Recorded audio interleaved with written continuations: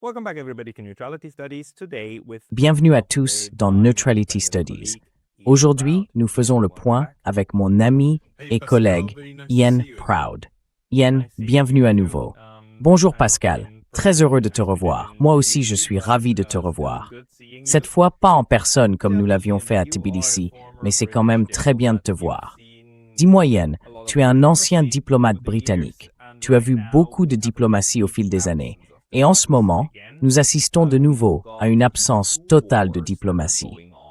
Il y a ces deux guerres en cours, et ces derniers jours, nous avons vu certaines forces sembler travailler à les fusionner, puisque les Ukrainiens auraient apparemment attaqué un navire de la marine iranienne, pas même en mer Noire, mais dans la mer Caspienne voisine. Qu'en as-tu pensé?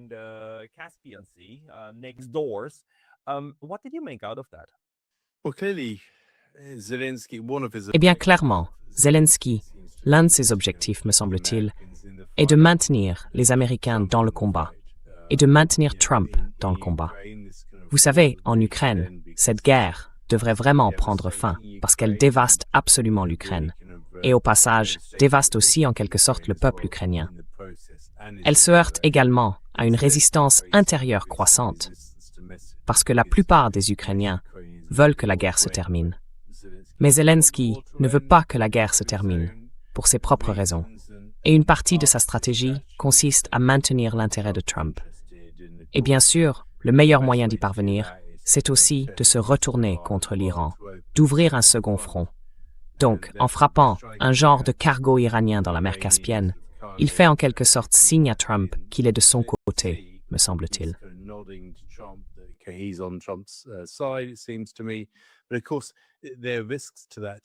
Mais bien sûr, cela comporte aussi des risques.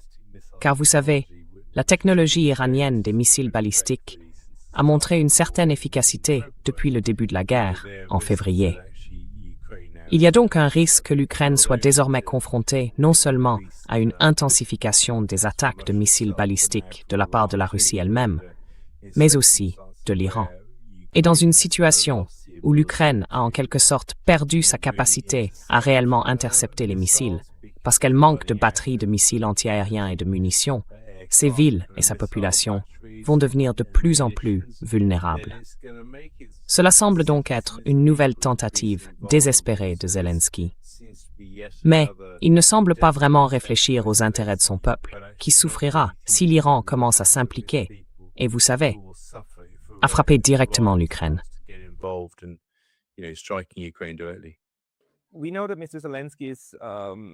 Nous savons que M. Zelensky s'apprête à se rendre aux États-Unis pour les funérailles de, comment s'appelle-t-il? Lindsey Graham. Lindsey Graham, le célèbre belliciste et néoconservateur récemment décédé.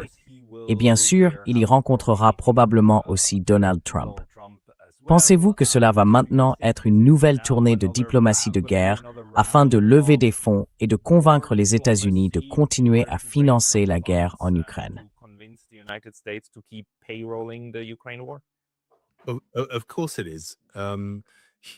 Bien sûr que si. Zelensky semble à peine passer du temps dans son propre pays, alors que ses compatriotes subissent des bombardements de missiles presque quotidiens. Je veux dire, c'est tout simplement la triste et dévastatrice réalité de la guerre. Si la guerre prenait fin, évidemment, tout cela s'arrêterait. Mais en réalité, Zelensky est déterminé à obtenir plus d'argent, plus d'armes, davantage de soutien crucial, en particulier de la part des Américains.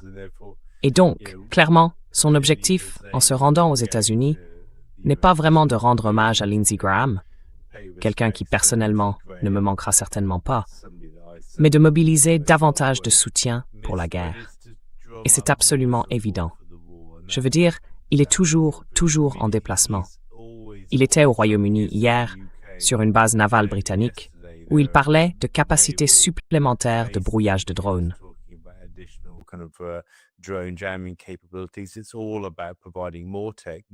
Il s'agit uniquement de fournir davantage de technologie, davantage d'argent, davantage de soutien politique. Et c'est vraiment la seule chose qui préoccupe un tant soit peu Zelensky. Et ce qui est bizarre, c'est que, vous savez, je pense que les journaux des médias grand public britanniques deviennent de plus en plus comiques. Le Telegraph, qui est peut-être le pire ici au Royaume-Uni, titrait hier que Trump rencontre deux personnes à Washington. Zelensky, qui est désespéré de paix, et Netanyahou, qui est désespéré de guerre. Et c'est juste, oh là là. C'était encore un reportage grotesque des médias grand public, présentant Zelensky comme étant d'une certaine manière le faiseur de paix.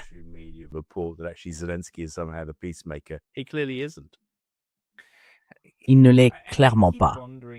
Je me demande toujours, vous savez, les médias grand public les observent maintenant depuis 4 ans environ, 4 ans et demi, à faire ça. Et ils semblent devenir de pire en pire avec la propagande à laquelle ils doivent recourir, juste pour parvenir d'une manière ou d'une autre à s'accrocher à une certaine image. En ce moment, on dirait qu'ils...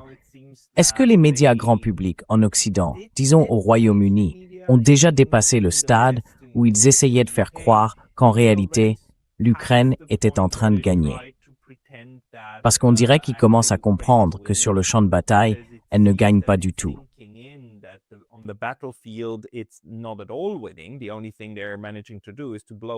La seule chose qu'ils arrivent à faire, c'est faire exploser des entrepôts Wildberries, des infrastructures civiles. Bravo l'Ukraine.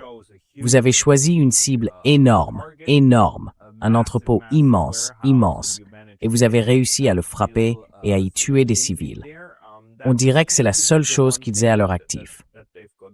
Mais d'un autre côté, les médias généralistes semblent maintenant comprendre que sur le champ de bataille, les Russes avancent en réalité de façon très méthodique. Et Odessa est désormais directement dans leur ligne de mire. Quelle est la situation au Royaume-Uni dans les médias de masse?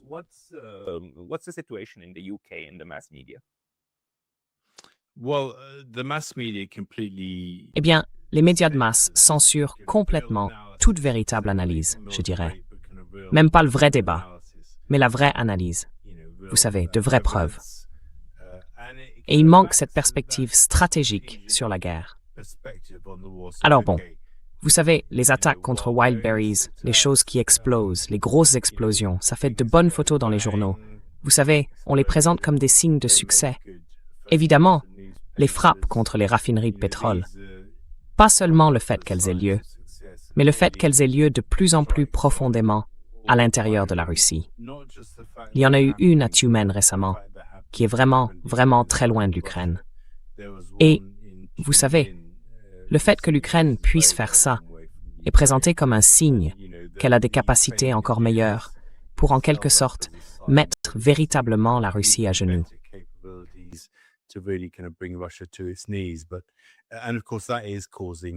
Mais bien sûr, cela provoque des pénuries d'essence. En Russie, on le sait. Enfin, des contacts russes disent que c'est vrai.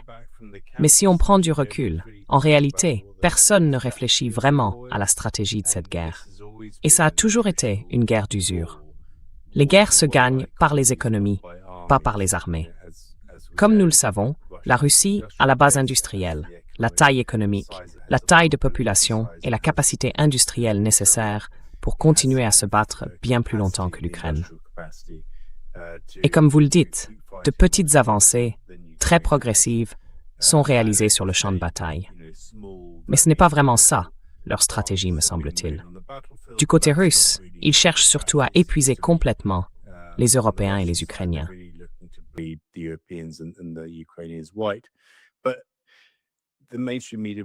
Mais les médias grand public ne s'intéressent vraiment jamais à cette vision stratégique d'ensemble. Ils aiment les images de choses qui explosent, comme signe de réussite, et c'est à cela qu'ils s'accrochent. Et je ne sais pas vraiment quel sera le point de bascule où ils réaliseront qu'en réalité, les choses tournent très mal. Parce que vous savez, l'Ukraine est déjà dépeuplée. Il ne reste dans le pays qu'environ les 2/3 de sa population d'avant-guerre.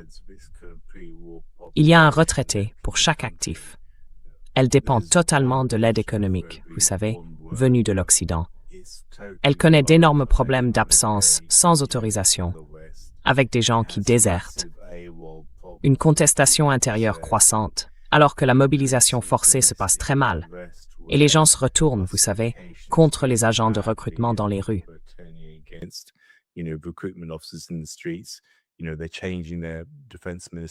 Vous savez, ils changent leur ministre de la Défense et leur chef de l'armée, alors qu'ils disent qu'ils gagnent militairement. Ils n'arrivent même pas à faire passer des lois budgétaires au Parlement, parce que, vous savez, Zelensky fait face à une lutte croissante au sein du Parlement. La corruption est permanente, et ce genre de choses. Mais l'Occident ne se contente pas de ne pas se concentrer là-dessus. Ils n'en parlent même pas. Parce que la seule chose dont ils veulent parler, ce sont les choses qui explosent, les belles images d'explosion. Voilà où nous en sommes. Et je ne sais pas vraiment ce qui pourra briser cette sorte de transe, cette transe dans laquelle sont les journalistes.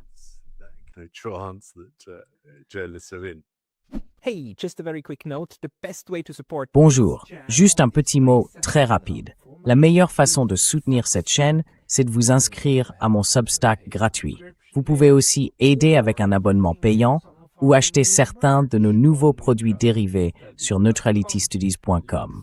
Les liens sont ci-dessous. À bientôt là-bas. Je veux dire, on voit en ce moment au Royaume-Uni que même un changement de gouvernement n'a pas vraiment d'impact sur quoi que ce soit. Votre nouveau Premier ministre, vous pouvez nous en dire un peu plus à son sujet? Et comment se sont passées cette première semaine ou ces 10 premiers jours au pouvoir maintenant?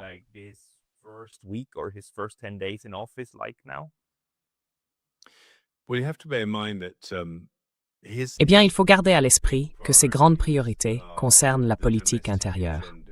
Vous savez, au Royaume-Uni, il y a vraiment le sentiment que les services publics ont été négligés, que les besoins des gens ordinaires ont été oubliés, y compris par son prédécesseur, Rishi Sunak, qui était arrivé en promettant, en quelque sorte, de régler ces problèmes.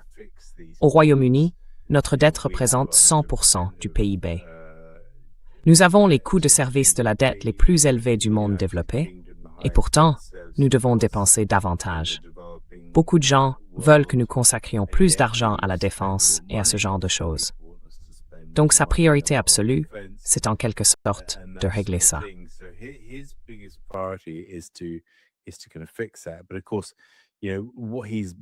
Mais bien sûr, vous savez ce qu'il fait. Par conséquent, ce n'est même pas essayer de dire, en quelque sorte, bon, est-ce qu'on ne devrait pas peut-être aussi réfléchir à notre politique étrangère et faire le lien entre nos difficultés intérieures, nos problèmes économiques, le coût élevé de l'énergie, la crise du coût de la vie, vous savez, le mécontentement social, et le fait que ces guerres ont lieu. Il n'y a tout simplement aucune possibilité de relier les deux. Donc ce qu'on voit, en réalité, ce sont des déclarations du genre « Bon, nous allons simplement avoir exactement la même politique étrangère que la personne précédente, c'est-à-dire soutenir l'Ukraine, quoi qu'il arrive, et dire « Bon, vous savez, la situation au Moyen-Orient est mauvaise, mais nous voulons qu'elle prenne fin. Et oh, c'est vraiment, vraiment triste pour Gaza, mais nous devons veiller à soutenir Israël. »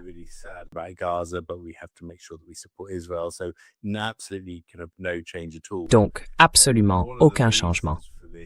Et l'une des raisons, premièrement, c'est qu'ils n'ont pas vraiment la capacité de trouver de nouvelles idées, parce que la politique intérieure est leur priorité absolue. Mais deuxièmement, c'est qu'il est le 7e Premier ministre en l'espace de 10 ans. Et vous savez, nos dirigeants se succèdent à un rythme si rapide qu'en réalité, ils n'ont plus vraiment la marge de manœuvre ni le pouvoir de fixer les orientations politiques. La politique est définie par ceux qui sont là en permanence, ce que certains appellent l'état profond. Vous savez, les hommes et les femmes en costume gris, à l'arrière-plan. Ce sont eux qui contrôlent la politique. Et quand le nouveau arrive, ils lui disent « Voilà la politique, dites ça ». Et c'est ce que font nos responsables élus. Voilà donc, malheureusement, la nature de notre démocratie aujourd'hui.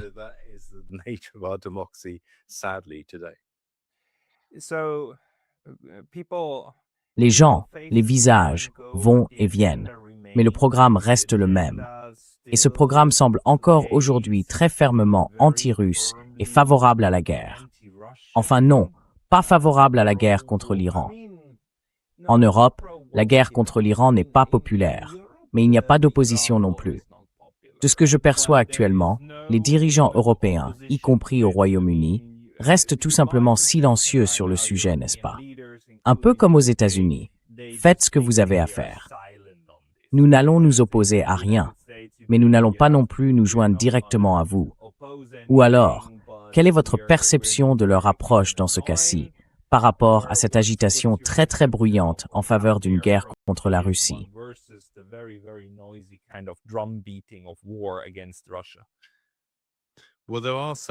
Eh bien, certaines personnes en Europe prennent la parole. Par exemple, le Premier ministre espagnol s'est exprimé sur le caractère complètement fou et absurde de la politique de Donald Trump.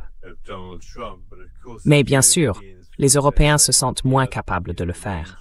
Les principaux pays d'Europe occidentale, les grandes puissances que sont la Grande-Bretagne, la France et l'Allemagne en particulier, se sentent moins en mesure de s'exprimer ainsi. D'abord, parce qu'ils ne veulent pas hériter davantage Trump. Ensuite, parce qu'ils ne veulent pas l'éloigner encore plus de leur objectif, qui est de vaincre la Russie en Ukraine. Ils doivent donc ménager l'Iran pour garder Trump engagé dans la guerre en Ukraine, premièrement. Et aussi parce qu'ils sont énormément redevables à des intérêts établis qui, en réalité, veulent que la guerre continue. Les intérêts médiatiques sont farouchement russophobes. Les intérêts de l'industrie de la défense voient d'immenses profits dans la poursuite de la guerre, ce genre de choses.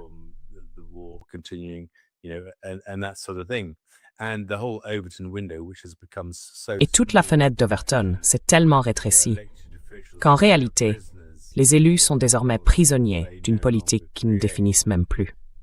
C'est pour ça qu'il y a ce décalage étrange entre les deux, je pense. Parce que si nous n'étions pas autant engagés en Ukraine, il serait plus facile de prendre la parole sur l'Iran. Mais en réalité, on ne peut pas le faire, parce qu'on a besoin de l'aide de Trump en Ukraine. Et tout le monde le sait. Je parlais l'autre jour avec la docteure Jennifer Kavanagh. Les Ukrainiens ne pourront pas frapper à 2000 km à l'intérieur de la Russie sans le renseignement américain. Donc, même si Trump dit vouloir mettre fin à la guerre en Ukraine, les Américains sont toujours profondément impliqués dans cette guerre. Tout le monde le sait. Et les Britanniques, les Français et les Allemands veulent que cela reste ainsi.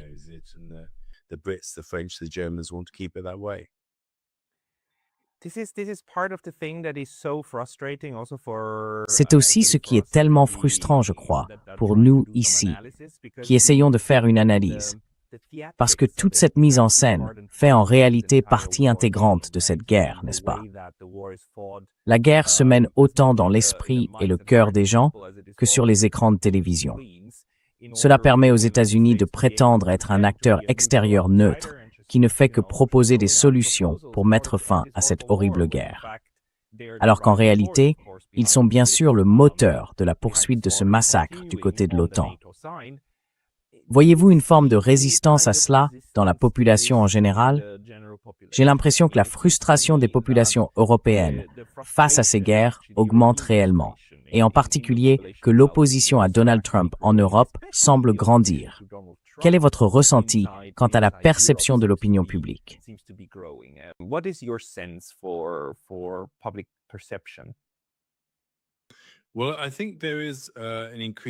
Eh bien, je pense qu'il y a une résistance croissante face au noyau profondément corrompu de l'élaboration des politiques publiques, au cœur de nos gouvernements élus, pas seulement au Royaume-Uni, mais aussi en France et en Allemagne. On le voit avec les alliances qui évoluent, avec les préférences électorales qui se déplacent vers des partis plus récents, comme l'AfD, comme le Rassemblement national, comme Réforme au Royaume-Uni. Mais en réalité, une enquête du British Foreign Policy Group indique que la plupart des gens reçoivent encore leurs informations. Vous savez, la plupart des Britanniques, et je suppose que c'est la même chose pour les Français et les Allemands, avant tout par les chaînes d'information télévisées. De très loin. Au total, environ 2/3.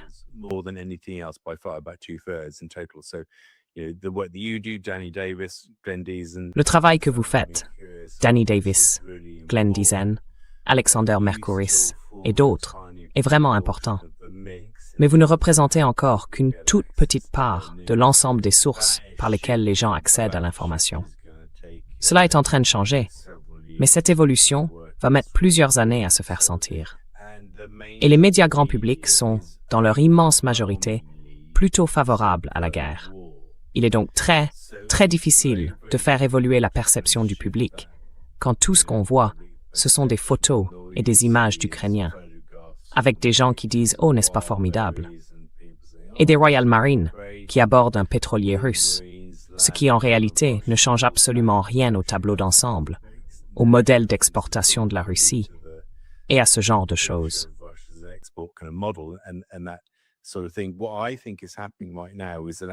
Ce qui se passe en ce moment, à mon avis, c'est que malgré le contrôle total exercé par les médias traditionnels sur la manière dont la guerre est décrite, les gens ressentent quand même du mécontentement à l'égard de leur gouvernement. Ils n'ont pas encore fait le lien intellectuel entre le fait que la guerre dégrade concrètement leur vie quotidienne et le fait qu'envoyer 4 à 5 millions de livres par an à une guerre qu'on ne peut pas gagner en Ukraine contribue à une baisse de la qualité de leurs services publics, mais aussi à une hausse du coût de la vie, parce que les prix de l'énergie sont si élevés. Mais ils ressentent ce mécontentement. Et je pense que, d'une certaine manière, ce lien finira par être fait. Je ne pense pas qu'il le soit déjà. Mais ce mécontentement ne disparaîtra pas, et les gens cherchent des alternatives.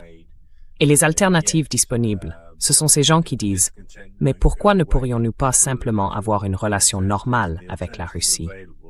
Par exemple, dans le cas de l'AfD.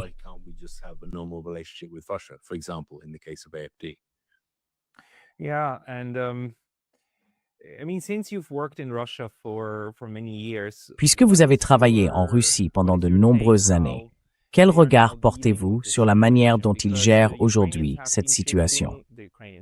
L'alliance États-Unis-OTAN-Ukraine a déplacé sa stratégie. Au lieu d'essayer d'influer directement sur le champ de bataille, ce que les Russes font de façon systématique, elle s'est tournée vers des frappes à longue portée. Et elle a choisi différents types de cibles, n'est-ce pas? D'abord, c'était les usines de transformation du pétrole partout en Russie. Mais la Russie est devenue plus efficace pour les défendre. Ensuite, ils ont essayé de frapper des sites industriels. Et les Russes semblent disposés à, en quelque sorte, absorber ces frappes sans escalader de leur côté.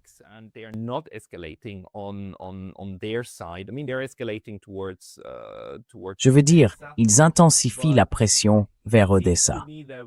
Mais il me semble que ce que les Ukrainiens et l'OTAN cherchent vraiment, c'est à provoquer la Russie pour qu'elle mène une frappe plus importante contre l'Europe et surtout contre l'Ukraine, n'est-ce pas? L'Ukraine aimerait que cette guerre éclate enfin dans toute la zone de l'OTAN, parce que c'est en quelque sorte la seule chose qui puisse encore les sauver à ce stade, si tant est que quelque chose le puisse. Mais la Russie ne mord pas à l'hameçon. Quel est votre point de vue sur les réactions de la Russie et sur le fait qu'elle s'en tienne toujours à ce que d'autres, Alexander Mercoury notamment, qualifient de politique de retenue maximale?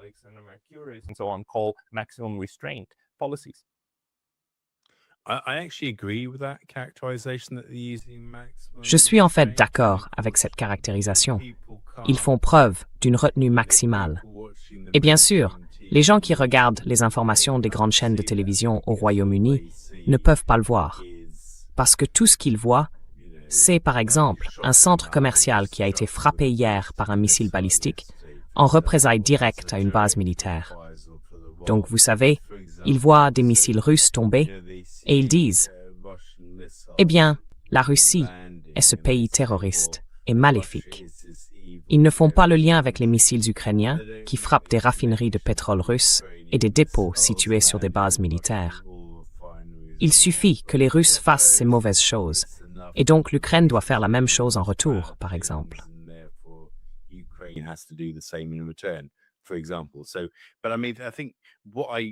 Alors, mais je veux dire, je pense que ce que je peux dire avec certitude sur les Russes, c'est que la réciprocité est absolument inscrite dans leur doctrine. Je me souviens avoir été assis à Saint-Pétersbourg, au Forum économique international, une année, peut-être en 2016. Poutine était sur scène et il a cité la loi de Newton, selon laquelle toute action produit une réaction égale et opposée. Il l'a vraiment dit sur scène. Et on le voit dans tout ce que fait la Russie. L'Ukraine frappe des bases aériennes, eux frappent un centre commercial, l'Ukraine frappe une raffinerie de pétrole, la Russie frappe une installation portuaire, coupant ainsi la capacité de l'Ukraine à exporter des céréales dans le monde. Cela fait essentiellement de l'Ukraine un État enclavé. C'est en substance ce que font les frappes sur Odessa.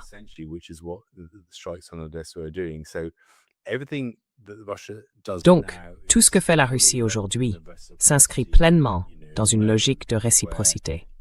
Vous faites quelque chose, nous ferons quelque chose en retour, et peut-être même plus durement que ce que vous nous avez fait.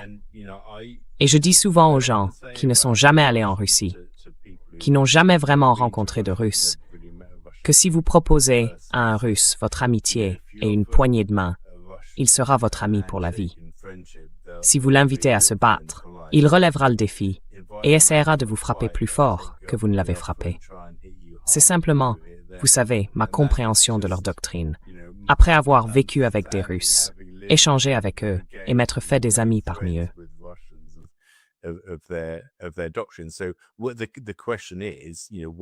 Donc, la question c'est, pourquoi la Russie ne va-t-elle pas plus loin? C'est la question essentielle. Mais je pense que la réponse, c'est qu'elle n'en a pas besoin. Elle n'en a pas besoin parce qu'elle a les ressources pour continuer comme ça aussi longtemps que l'Ukraine voudra continuer. Et l'Europe va épuiser ses ressources pour soutenir l'Ukraine avant que la Russie n'épuise les siennes.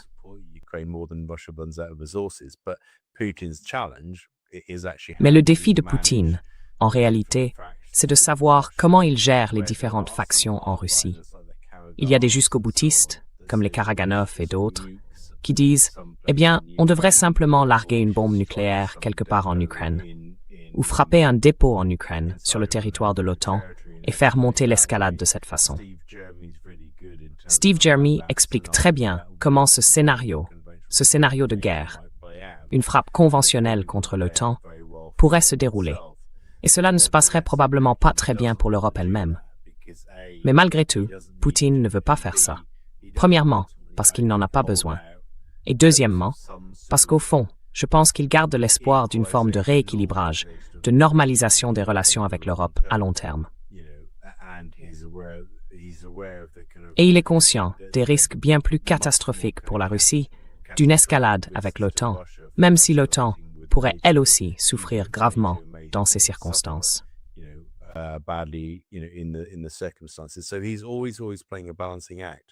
Donc, il joue toujours un numéro d'équilibriste.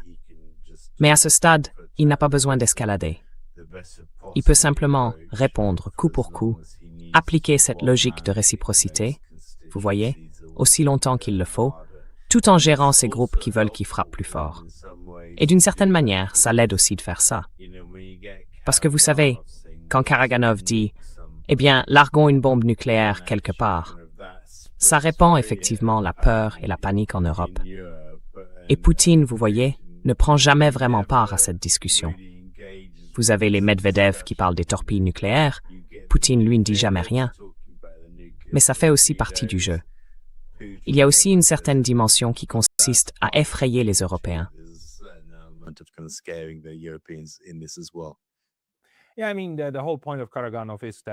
Oui, enfin, tout l'enjeu de Karaganov, c'est que la peur d'une guerre nucléaire doit revenir chez les Européens, n'est-ce pas? Donc, s'ils perçoivent réellement que c'est un débat en Russie, alors, de son point de vue, cela aurait déjà un effet, même sans larguer de bombes nucléaires, n'est-ce pas? Mais pour moi, le problème, c'est que les Européens en ce moment ne semblent pas avoir peur. Ils ne semblent pas avoir peur d'une guerre avec les Russes, et ça m'inquiète beaucoup. D'un autre côté, je suis tout à fait d'accord avec votre analyse. Les Russes savent que leur approche fonctionne. Le champ de bataille évolue comme ils le souhaitent. Les frappes qu'ils subissent restent encore à un niveau. J'ai vérifié ça l'autre jour. Il faut simplement garder à l'esprit, j'espère avoir le bon chiffre, mais je dois le vérifier de nouveau, qu'environ 12 000 personnes meurent chaque année en Russie dans des accidents de la route.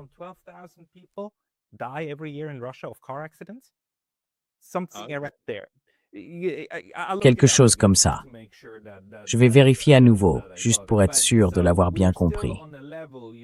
Donc, on reste à un niveau où, vous savez, enfin 12 000 morts dans des accidents de voiture, on les remarque même pas, n'est-ce pas? Parce que ce ne sont que des statistiques.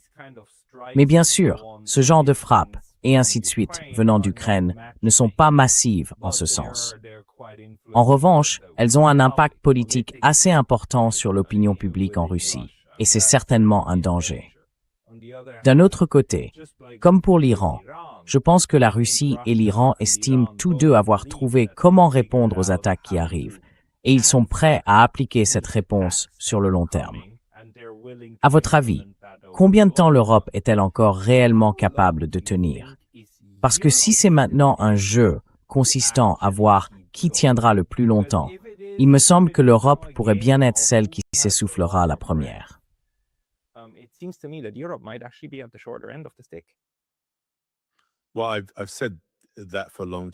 Eh bien, je le dis depuis longtemps, c'est le cas. L'Europe n'a ni les moyens démocratiques, ni les moyens économiques de soutenir cette lutte plus longtemps que la Russie. Et c'est une analyse que je maintiens encore aujourd'hui. Et je pense que le point de bascule ne viendra pas des événements sur le champ de bataille.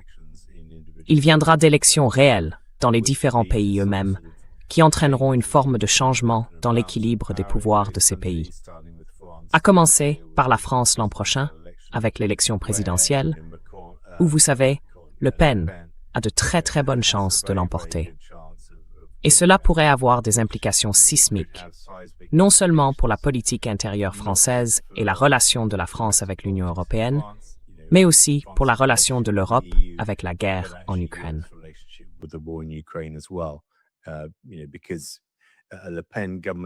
Parce qu'un gouvernement Le Pen ne voudra pas que l'Ukraine rejoigne l'Union européenne à égalité de droits.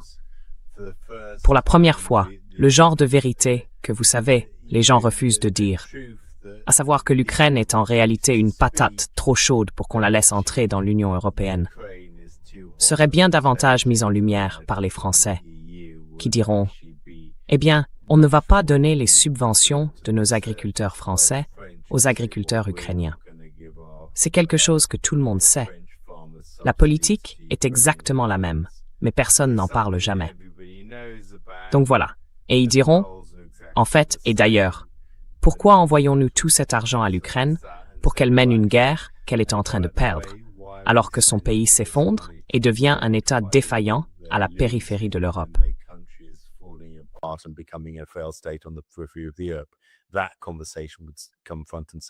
Cette conversation passerait aussi au premier plan. Et puis, vous savez, projetons-nous en 2029. Il y aura les élections allemandes, les élections britanniques. L'AfD, si elle ne l'emporte pas carrément, pourrait occuper une position de pouvoir plus importante au sein du système fédéral allemand. Reform pourrait être au pouvoir. Je veux dire, ce sont ce genre d'événements démocratiques qui vont radicalement changer la conversation. Vous savez, le débat politique, qui a été complètement absent ces 12 dernières années, sur la question de savoir si en Ukraine, nous faisons vraiment ce qu'il faut.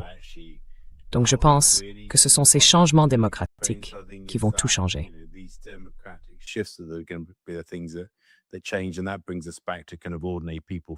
Et cela nous ramène au sentiment qu'ont, en quelque sorte, les gens ordinaires d'être laissés pour compte par le statu quo dominant, qui semble en réalité donner la priorité aux guerres dans d'autres pays, plutôt qu'aux problèmes intérieurs et à ce qui préoccupe vraiment les gens ordinaires.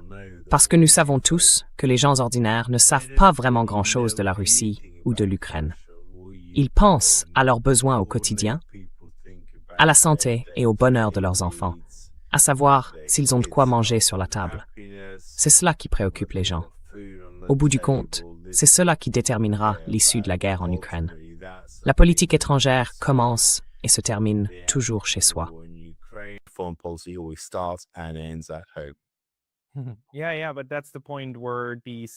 Oui, mais c'est à ce moment-là que ces politiques ou ces systèmes poussent réellement les populations à accepter de faire la guerre, n'est-ce pas? Et c'est absolument horrible. Et on a vu ça se produire. On a vu comment ça s'est passé en Ukraine, où M. Zelensky a été élu sur un mandat de paix, n'est-ce pas? Il a été élu comme le candidat de la paix, l'homme censé améliorer à nouveau les relations avec la Russie. Et au final, tout a complètement dérapé, avec cette tactique constante d'escalade progressive, par petites tranches, étape par étape. Et au final, c'est la Russie qui a envahi l'Ukraine, qui a franchi la frontière, oui. Vous voyez donc comment on peut créer ce genre de relation réciproque qui, au bout du compte, donne aux fauteurs de guerre ce qu'ils veulent, de grands combats.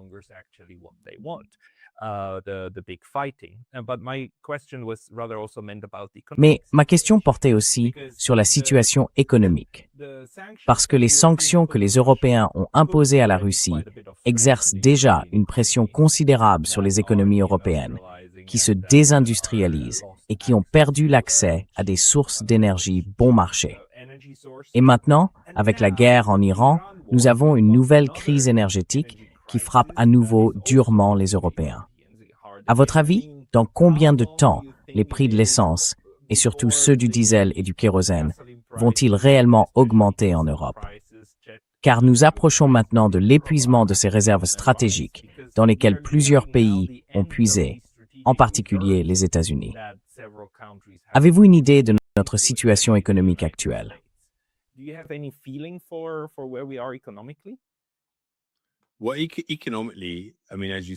Eh bien, sur le plan économique, comme vous le dites, la guerre en Iran exerce une pression supplémentaire à la baisse, ou, en l'occurrence, à la hausse sur les prix, en Europe, ce qui a précipité cette forme de désindustrialisation. Je pense donc que les gens peuvent le constater. Mais ce que les gens ne font pas, en tout cas dans le récit dominant, c'est établir le lien entre l'Iran et, en réalité, la guerre en Ukraine. C'est elle qui a véritablement déclenché la crise énergétique, puis la désindustrialisation en Europe même.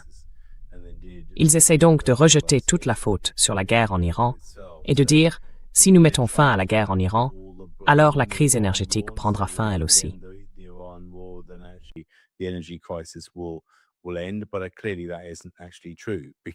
Mais de toute évidence, c'est pas vrai. Car sans accès à une énergie russe bon marché et en achetant une énergie américaine chère, la situation économique restera dégradée. Je veux dire, le Royaume-Uni a les coûts de l'énergie les plus élevés du G7. Nous sommes une nation insulaire, par exemple, et ainsi de suite. Mais les gens ne font pas le lien intellectuel avec le fait que tout cela est aussi lié à la guerre en Ukraine. Donc, sur le plan économique, bien sûr, la situation de l'Europe est mauvaise. Personne ne relie les points, à part les citoyens qui le ressentent réellement dans leur portefeuille.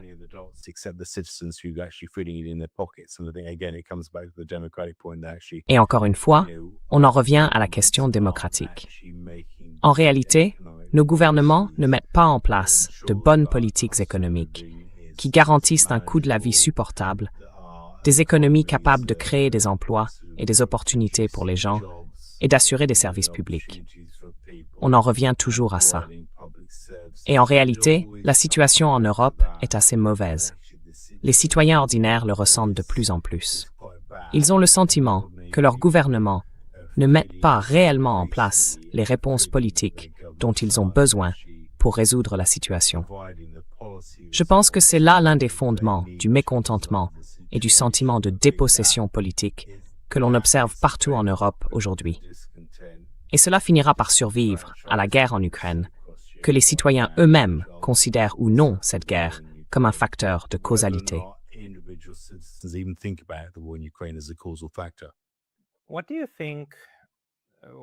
À votre avis, qu'est-ce que cela fait à l'Union européenne? Je veux dire, vous êtes dans un pays qui a carrément dit, le seul jusqu'à présent, que non, on s'en va. Salut les gars, il y a exactement 10 ans d'ailleurs. Avec le recul, ça me semble pas avoir été la pire décision à prendre. À l'époque, je trouvais ça terriblement mauvais. Mais le Royaume-Uni a en fait trouvé un moyen de raviver sa relation avec l'Union européenne. Il semble qu'il y ait aujourd'hui au Royaume-Uni des forces qui aimeraient assez y revenir.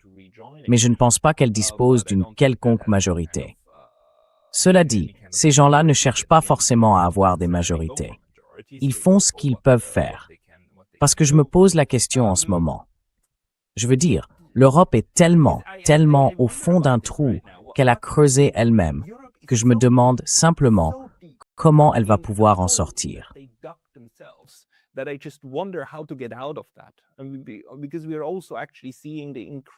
Parce qu'on voit aussi en réalité cette approche de plus en plus draconienne des Européens envers leur propre population, n'est-ce pas? Avec Jacques Beau, avec Nathalie Yamb, avec les sanctions, avec le Royaume-Uni, avec la façon dont le Royaume-Uni traite ses propres dissidents opposés au génocide à Gaza, avec Palestine Action. Ils vont jusqu'à arrêter des grands-mères et tout ça. Arrêter des Juifs, d'ailleurs, qui s'opposent au génocide. Et est-ce qu'en Europe, on se dirige vraiment vers ce moment où, une fois que la guerre en Ukraine, enfin, une fois qu'il deviendra clair que ce ne sera pas une victoire occidentale, ces systèmes vont alors commencer à chercher davantage d'ennemis de l'intérieur? Ou est-ce que je suis simplement très pessimiste?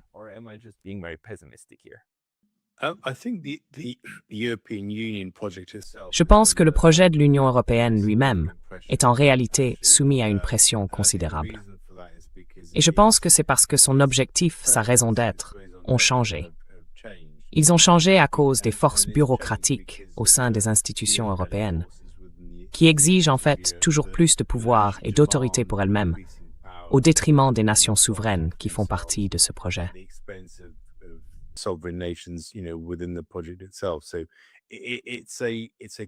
C'est donc une crise des institutions européennes, plutôt que de l'Europe elle-même. Car qu'est-ce que l'Europe? Vous savez, l'Europe, c'est l'Union européenne, c'est 27 pays. Mais il y a bien davantage de pays qui font partie de l'Europe, n'est-ce pas? Y compris en fait la Russie, bien sûr, qui d'un point de vue géographique, fait aussi en quelque sorte partie de l'Europe. L'Europe, ce sont les peuples, les civilisations, les sociétés, et ainsi de suite. Et le grand succès de l'Europe, pendant de nombreuses années, le projet de l'Union européenne, a été de réduire les barrières entre les peuples. Il s'agissait d'avoir des nations souveraines, tout en gardant des frontières ouvertes, afin que les gens puissent interagir les uns avec les autres. Coopération économique, sociale et culturelle. C'est quelque chose dont je parle beaucoup.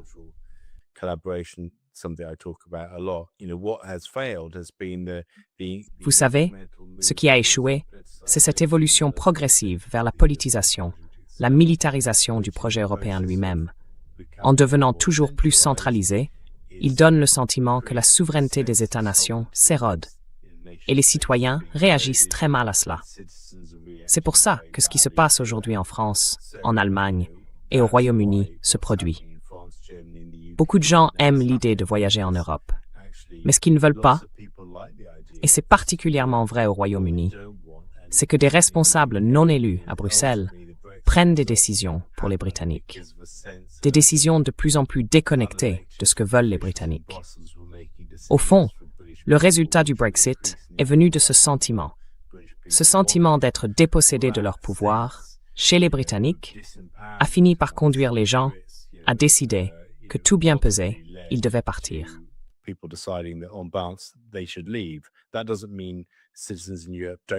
Cela ne veut pas dire que les citoyens européens n'aiment pas l'Europe.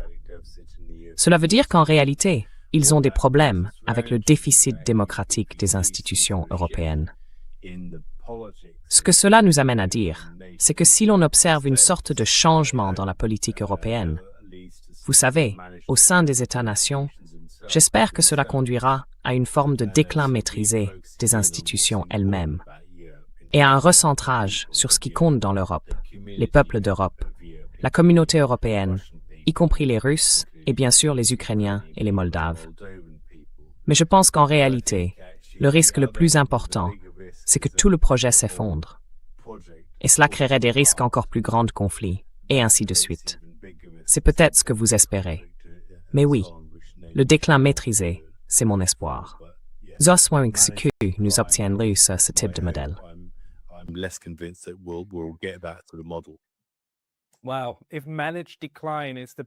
Wow! Si le déclin géré est le scénario le plus favorable, alors on va vraiment traverser une période très difficile. Mais est-ce que vous avez je sais que vous n'êtes pas très proche de là-bas, mais peut-être que vous avez un peu suivi. Qu'est-ce qui se passe en Hongrie? J'ai été assez stupéfait de voir qu'il semble maintenant que le gouvernement nouvellement élu s'en prenne à l'ancien gouvernement et que le parti Fidesz soit démantelé, ses responsables politiques étant empêchés de se présenter à des élections. Vous avez suivi cette histoire au moins un peu?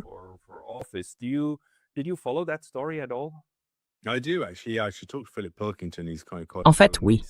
Je devrais parler à Philip Pilkington. Il est plutôt bon sur ces questions. Il peut parfois aller un peu loin dans certaines de ses prédictions, mais c'est quelqu'un avec qui il est assez intéressant de discuter. Enfin, regardez, au fond, Péter Magyar, c'est un peu la version hongroise de Zelensky. Vous voyez, c'est quelqu'un qui correspond au modèle requis par l'Europe. Il dit toutes les bonnes choses. Au final, il ne va pas bloquer la politique anti-russe de l'Europe. Il ne va pas non plus, au final, bloquer le soutien militaire et financier sans fin à l'Ukraine.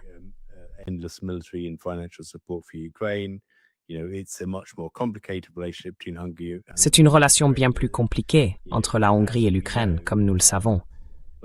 Mais malgré tout, il va faire de son mieux pour, disons, suivre la ligne européenne, si vous voyez ce que je veux dire. Donc il s'intègre, et Orban, lui, ne s'intégrait pas, parce que Orban disait des choses dérangeantes, que cette guerre est en réalité un désastre. Pourquoi devrions-nous, vous savez, aggraver la situation des Hongrois, et ce genre de choses? Mais en réalité, comme Zelensky, comme Magyar, c'est quelqu'un qui devient de plus en plus répressif à l'intérieur de ses propres frontières. En Ukraine, des hommes sont arrachés à la rue comme des chiens par les brigades de busification.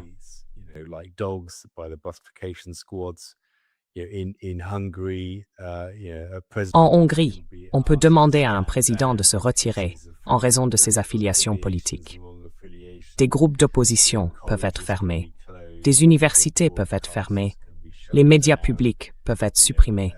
Vous savez, la liberté d'expression peut être mise sous clé. Toutes ces choses-là, et même pire encore, que ce dont les élites européennes ont accusé Viktor Orban pendant des années. La seule différence, c'est que Péter Magyar dit aux Européens les choses gentilles qu'ils aiment entendre. Et donc, ils sont heureux d'ignorer tout ça. De la même manière que, vous savez, Zelensky sourit toujours quand il rencontre von der Leyen. Et donc, les Européens sont heureux d'ignorer la corruption à une échelle épique en Ukraine, la busification, vous savez, la conduite désastreuse de la guerre, ce genre de choses. Donc, un mauvais dirigeant, ça va, tant qu'il dit les bonnes choses à Bruxelles. Et je pense que c'est essentiellement la meilleure façon de résumer Péter Magyar. C'est très cynique, mais j'ai bien peur que ce soit ainsi que je le vois.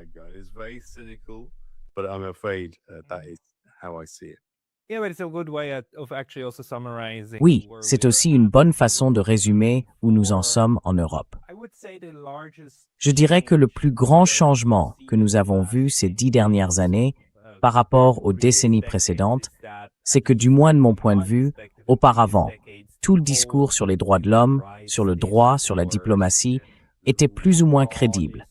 Il y avait toujours ces zones grises. Il y avait toujours ce genre de choses sur lesquelles des universitaires pouvaient se pencher en détail et écrire des livres sur l'hypocrisie de tout le système. Mais dans l'ensemble, cela paraissait crédible. Et maintenant, nous en sommes au point où c'est absolument ridicule.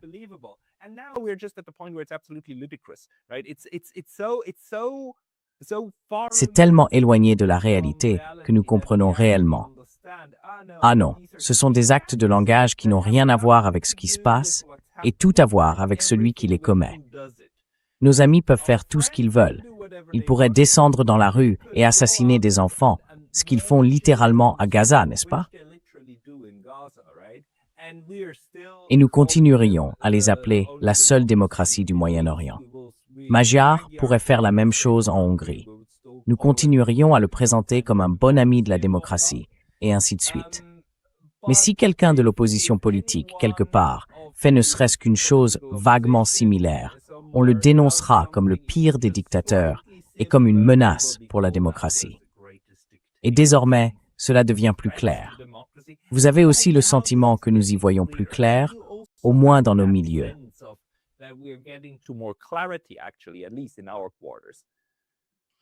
Eh bien, je veux dire, nous, on le comprend très bien. Est-ce que les gens ordinaires le comprennent? Ça, j'en suis moins sûr. Je soupçonne vraiment, vraiment que non. Mais enfin, bien sûr, n'importe quel analyste comme nous passe tout son temps à regarder ces choses, à y réfléchir et à voir l'hypocrisie absolument flagrante qu'il y a là-dedans. Mais je pense qu'en réalité, la grande majorité des gens ne la voient tout simplement pas. Je veux dire, combien de gens ordinaires au Royaume-Uni pensent à ce que fait Peter Magyar en Hongrie? Je dirais très très peu. Donc oui, enfin, vous savez. Et bien sûr, nous sommes marginalisés parce que les médias télévisés représentent les 2/3 de la façon dont les gens s'informent. Et même si nous sommes un phénomène modeste mais en croissance, nous restons très petits. Donc, vous savez, ce qui fait bouger les lignes, c'est en quelque sorte ce que les gens ressentent par rapport à leur vie. Et je pense que c'est ce qui leur fait comprendre que nous sommes vraiment très mal dirigés en tant que pays en Europe.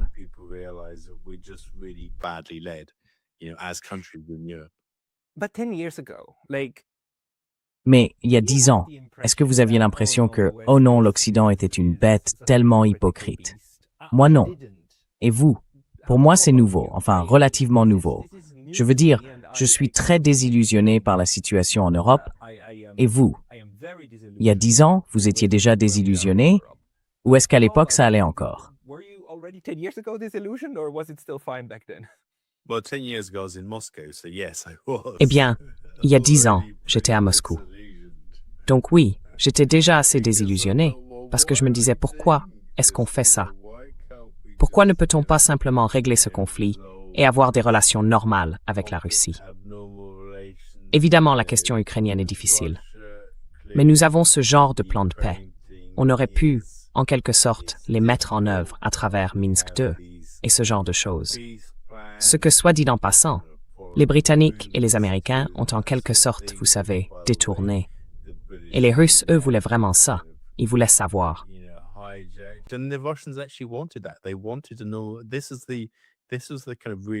C'est le genre de chose qui est vraiment frustrante. Vivre à Moscou pendant 4 ans et demi a été une expérience remarquablement normale. Ils voulaient des relations étroites avec l'Europe. Si vous alliez à Saint-Pétersbourg, vous pouviez prendre un train pour Helsinki sans aucun contrôle aux frontières. Vous voyez beaucoup de visiteurs européens. Enfin, ils voulaient développer des liens commerciaux. Ils voulaient développer des liens sociaux et culturels. Les universités collaboraient entre elles. Le théâtre Bolchoï pouvait se produire à Londres. Et ils voulaient simplement bien s'entendre avec nous. Mais nous ne l'avons pas voulu. Donc oui, j'en ai bien peur. Contrairement à vous, j'étais déjà désillusionné il y a 10 ans. Okay. I didn't pay enough attention back À then, l'époque, je n'y ai manifestement pas prêté assez attention. Mais oui, je me demande encore comment, pas seulement comment sortir de ça, mais comment parvenir à gérer cette tendance apparente de l'Europe à vouloir, d'une manière ou d'une autre, trouver quelqu'un d'important à antagoniser. Cela se produit aussi en Asie occidentale. Les États-Unis le font constamment partout dans le monde. C'est illogique, non? Comment contenir cette obsession apparente de l'Occident de se trouver un ennemi?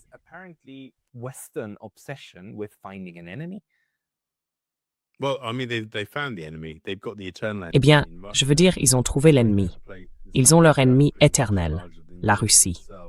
Vous savez, un pays géographiquement bien plus grand que l'Europe elle-même, et qui peut donc, sur n'importe quelle image, être présenté comme une menace, simplement à cause de sa taille.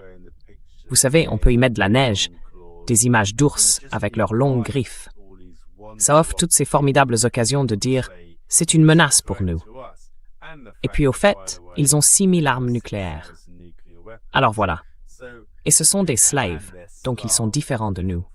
Même si, pour information, les Polonais, les Ukrainiens, bon, ne nous lançons pas dans les stéréotypes raciaux. Mais peu importe. Je veux dire, nous sommes tous simplement des êtres humains, vous savez. Mais en réalité, la Russie se prête à être, je ne sais pas, présentée comme l'autre. Et c'est le seul autre dont nous avons besoin.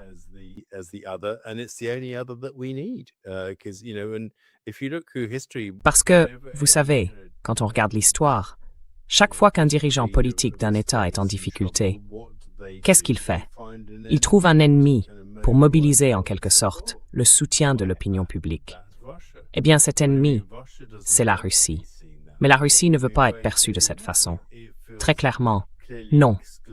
Elle se sent clairement exclue de l'Occident.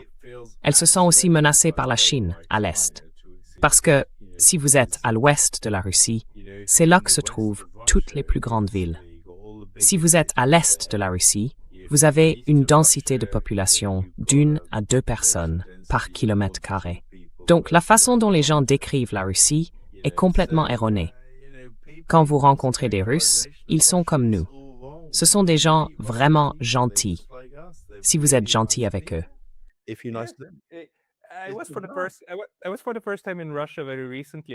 Je suis allé en Russie pour la première fois très récemment. Et l'une des choses qui m'a frappé, c'est à quel point la Russie est en réalité européenne, jusque dans les langues qu'on y parle. Il y a énormément de gens qui parlent non seulement anglais, mais aussi français ou allemand. Et on en trouve d'autres qui peuvent... Enfin, le tchèque est une langue dans laquelle certains Russes peuvent converser. C'est assez incroyable. En fait, il y a beaucoup plus de diversité sociale et de connaissances sur le following en Bangladesh Québec.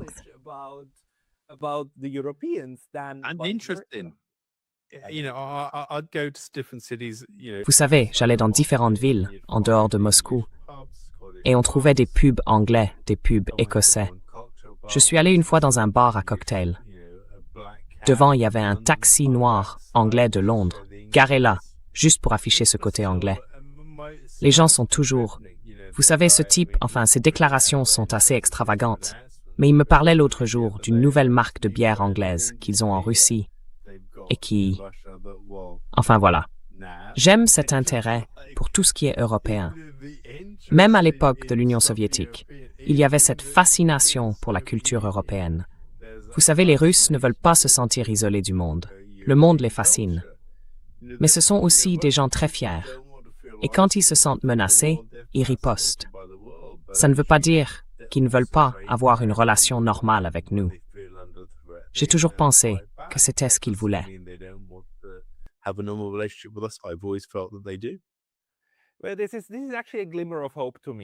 Eh bien, pour moi, c'est en fait une lueur d'espoir. Vous savez, malgré toute la russophobie, toute la haine envers la Russie qu'on trouve en Europe en ce moment, et tous ces horribles stéréotypes, on ne retrouve pas cela en Russie. On y trouve plutôt cette interrogation constante. Comment faire repartir les choses? C'était aussi la question que nous a posée l'organisation qui nous a invités en Russie. Comment reconstruire les ponts? Le fait que ces questions soient posées en Russie me donne beaucoup d'espoir.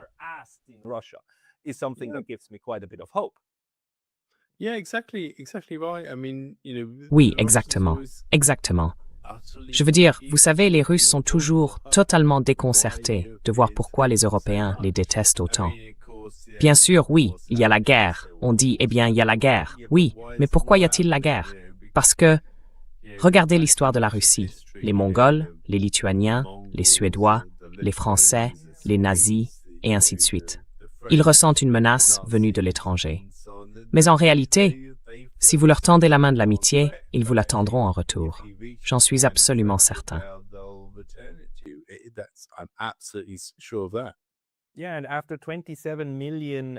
Oui, et après les 27 millions de citoyens soviétiques morts pendant la Seconde Guerre mondiale, c'est assez surprenant de voir qu'après tout cela, il subsiste encore toute cette bonne volonté envers les Européens. Parce que certains de nos collègues russes, notamment Stas Kropivnik, soulignent aussi que ce ne sont pas seulement les Allemands qui ont envahi. Il y avait d'énormes contingents de soldats européens qui ont envahi la Russie, l'Union soviétique. Mais quoi qu'il en soit, peut-être pour conclure notre discussion, quels sont les éléments que vous suivez en ce moment concernant ce qui se profile à l'agenda politique? Parce que nous approchons du mois d'août, et l'espoir est que les choses se calment un peu. Mais je n'en suis pas si sûr, puisqu'il semble également que des préparatifs pour une guerre contre l'Iran soit en cours. Qu'est-ce que vous suivez en ce moment? Ou qu'est-ce qui, selon vous, sera important au cours des prochaines semaines?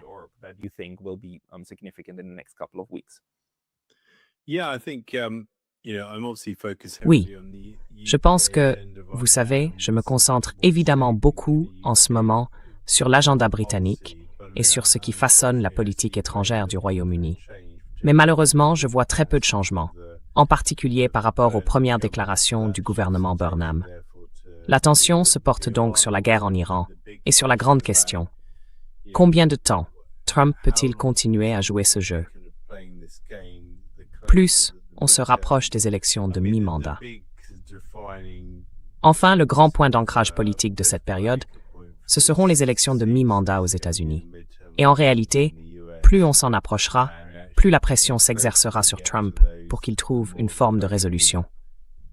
À un moment où il devra faire face à des appels de plus en plus forts de la part de ses partenaires européens pour qu'ils mettent réellement fin à cela, compte tenu des conséquences économiques dévastatrices que cela a pour l'Europe elle-même, mais surtout pour l'économie mondiale.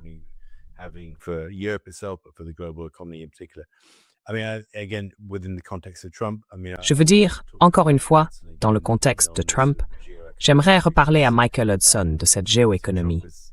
Parce que, évidemment, Trump menace maintenant d'une nouvelle série de droits de douane. Des droits de douane de 100% contre les pays qui achètent du pétrole et du gaz russe, donc la Chine, l'Inde, la Turquie. Ce qui nous ramène presque un an en arrière sur le plan politique, quand il a essayé ça l'an dernier et qu'il a échoué. La grande question, sur le plateau de Monopoly de Donald Trump, c'est qu'il continue de passer par la case départ sans toucher les $200. Comment va-t-il jouer cette carte? Et qu'est-ce que cela signifie réellement pour la politique américaine?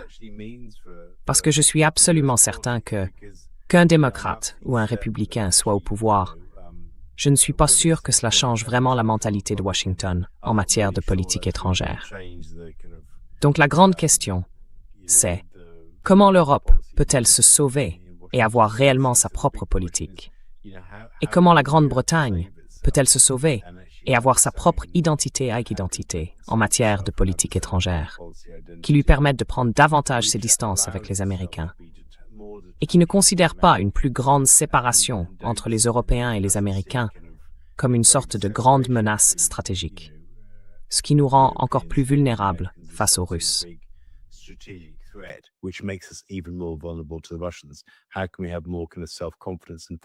Comment pouvons-nous avoir davantage de confiance en nous sur le plan de la politique étrangère? Qu'on se dise vraiment, ce n'est pas grave si nous prenons plus de distance avec les Américains. Nous pouvons nous exprimer davantage sur le génocide à Gaza, ce genre de choses. Mais je ne vois pas ce genre de rupture se produire avant l'année prochaine, quand les élections commenceront à arriver. Et je pense toujours que la guerre en Ukraine va encore durer un an, même pas, malheureusement. Donc oui, il faut entrer dans le détail de tous ces changements en cours. Regardez ce qui se passe à la périphérie, en Hongrie notamment, et aussi en Chine. Je vais en Chine en octobre, et j'ai vraiment hâte. Donc oui, il y a tellement de choses sur lesquelles se concentrer.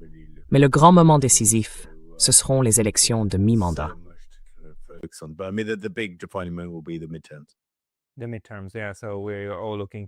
Les élections de mi-mandat, oui. Donc on a déjà tous les yeux tournés vers novembre. On n'est qu'en juillet, mais c'était un très bon aperçu. Merci beaucoup de nous avoir donné une idée aussi de votre regard sur l'Europe. Les personnes qui veulent vous trouver devraient bien sûr aller sur The Peacemonger, sur votre chaîne YouTube et sur Substack. Il suffit de chercher The Peacemonger. Y a-t-il un autre endroit où les gens devraient aller?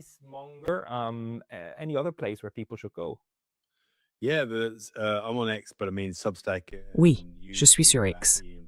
Mais Substack et YouTube, sous le nom d'Ian Proud, The Peacemonger, c'est vraiment là que vous me trouverez. Je débute encore un peu, mais j'aime beaucoup entrer dans cet espace et avoir ces conversations dont on a désespérément besoin en ce moment. Donc oui, comme toujours, merci Pascal. On se connaît depuis quelques années. Tu m'as vraiment aidé à m'engager dans cette voie que nous empruntons tous ensemble. Espérons que, collectivement, notre groupe de réalistes dissidents pourra commencer à faire bouger lentement les lignes face aux énormes vagues de propagande des médias grand public. Franchement.